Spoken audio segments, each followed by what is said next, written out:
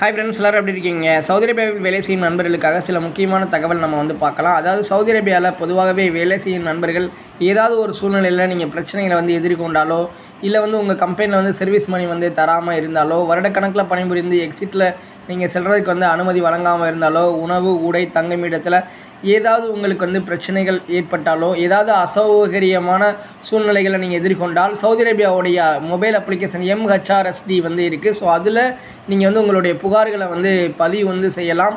அப்படி நீங்கள் புகார்களை பதிவு செய்யும் பொழுது உங்களுடைய நிறுவனத்துக்கோ உங்களுடைய ஸ்பான்சருக்கோ நீங்கள் தான் புகார் பண்ணியிருக்கீங்க அப்படின்றதுக்கான எந்த ஒரு தகவலும் அவங்களுக்கு தெரியாது. பட் இது சவுதி அரேபியாவுடைய தொழிலாளர் சட்ட விதிமுறையின்படி அந்த சவுதி அரேபியாவுடைய அரசாங்கம் தரப்புலேருந்தே, அதாவது வெளிநாட்டு தொழிலாளர்களுடைய நலன் கருதி இதெல்லாம் கண்காணிக்கிறாங்க. ஸோ உங்களுடைய பிரச்சனைகளை நீங்கள் பதிவு பண்ணதுக்கப்புறம் ஸோ அவங்க உங்கள் நிறுவனத்தில் தொடர்பு கொண்டோ, இல்லைன்னா உங்களுக்கு இந்த மாதிரி பிரச்சனை ஏதாவது இருந்தால் உதவி பண்ணுறதுக்கு வழிமுறை செய்கிறாங்க. அது தவிர்த்து நீங்கள் இப்போ இந்தியர்களாக இருக்கும் பட்சத்தில் இப்போ இந்திய தூதரகம் இருக்காங்களா, அவங்களுடைய உதவிகளையும் நாடி உங்களுடைய உதவிகளை பெறலாம். சவுதி அரேபியா இப்போ என்ன சொல்கிறாங்கன்னா, சவுதி அரேபியாவில் பணியிடம், கல்வி நிலையம், வழிபாட்டு தலங்களில் வேணுமென்றே ஏதாவது பிரச்சனை நடந்தாலோ, பிறருக்கு தீங்கான சம்பவம் நடந்தாலோ, இல்லை ஏதாவது பொருட்களை சேதப்படுத்தினாலோ அவர்கள் மீது சவுதி அரேபியாவுடைய பாதுகாப்பு சட்டத்தின்படி குற்றவாளி என அறிவிக்கப்பட்டு தண்டனை கண்டிப்பாக வழங்கப்படும். இது போன்ற செயல்களில் ஈடுபட்டால் 5 ஆண்டு சிறை தண்டனை அல்லது 3 லட்சம் சவுதி ரியால் அபராதம் விதிக்கப்படும் அப்படின்றத சொல்கிறாங்க. அதாவது தனிநபரை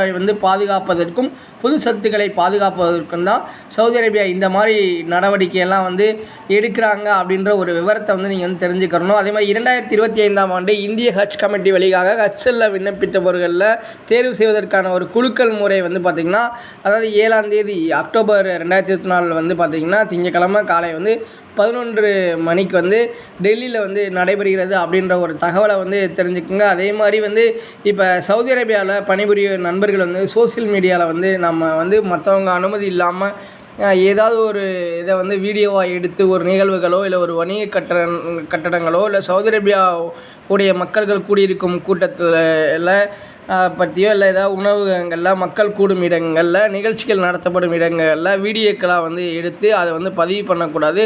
ஸோ அப்படி பதிவு பண்ணுறதுக்கு கூட அதாவது உரிமம் பெற்றிருக்க வேண்டும். இதெல்லாம் மீறி யாரேனும் செயல்களில் ஈடுபட்டால் கிட்டத்தட்ட 30,000 ரியால் வரையும் கூட அபராதம் விதிக்கப்படும்.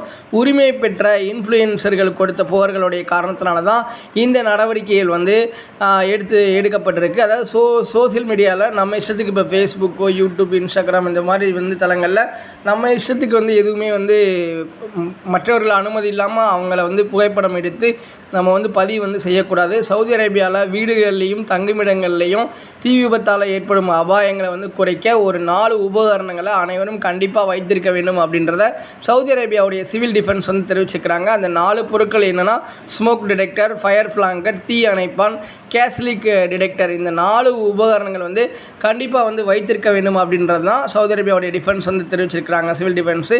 இந்த உபகரணங்கள் இருந்தால் தீ விபத்துக்களுடைய அபாயங்களை குறைக்க முடியும், மனித இழப்புகளையும் தவிர்க்க முடியும் அப்படின்றது தான் சொல்கிறாங்க. அதே மாதிரி அதாவது சவுதி அரேபியாவில் இருந்து நேரடி விமானங்கள் நம்ம தமிழகத்திற்கு இருக்குது. குறிப்பாக ஜித்தாலேருந்து சென்னைக்கு பார்த்திங்கன்னா, அதாவது விமானங்கள் இருக்குது அப்படின்றத தெரிஞ்சுக்கோங்க. வாரத்தில் 2 முறை திங்கள், புதன் இந்த நாட்களில் விமானங்கள் இருக்குது. ஸோ தேவைப்படுவர்கள் பயன்படுத்தி. அதே மாதிரி இப்போ இந்தியாவுடைய பாஸ்போர்ட் சேவை இணையதளம் அதாவது ஞாயிற்றுக்கிழமை மாலை 5:30 மணி வரை அதாவது 6/10/2024 இன்றைய தேதி வரை பார்த்திங்கன்னா மாலை 5 மணி வரை அந்த பாஸ்போர்ட் சேவையுடைய வெப்சைட் செயல்படாது. அதை மத்திய வெளியுறவுத்துறை அமைச்சர் தெரிவிச்சிருந்தாங்க. பராமரிப்பு பணி காரணமாக தான் இந்த முடக்கம் இருக்குது அப்படின்னு சொல்லியிருக்கிறாங்க. இதன் காரணமாக அதாவது ஞாயிற்றுக்கிழமை என்று இந்திய தூதரத்தில் பாஸ்போர்ட் சம்மந்தமான சேவைகள் நடைபெறாது அப்படின்றத ஏற்கனவே தெரிவிச்சிருக்கிறாங்க அப்படின்றத தெரிஞ்சுக்கோங்க. குறிப்பாகவே சவுதி அரேபியாவில் பணிபுரியும் நண்பர்கள் உங்களுடைய பாஸ்போர்ட்டுடைய எக்ஸ்பைரி டேட்டு நீங்கள் தெரிந்து வைத்திருக்க வேண்டும்.